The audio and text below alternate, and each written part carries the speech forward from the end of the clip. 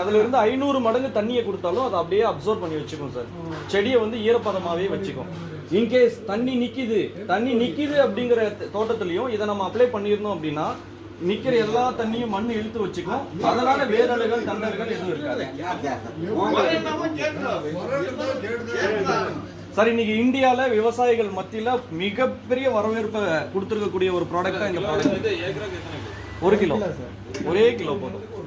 ஒரே நம்ம உரம் போடுறோம்ல சார்,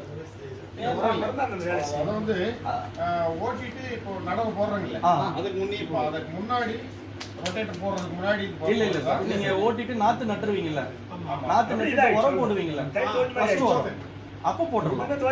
நீங்க பெட் போடுவீங்களா சார்? என்ன சார்?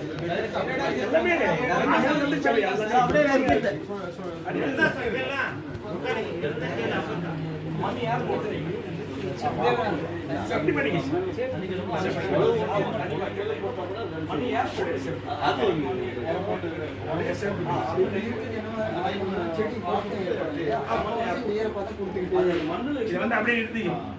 இதெல்லாம் வந்து மாங்காய் தோட்டத்துல ட்ரிப்பு போட்டுரும்.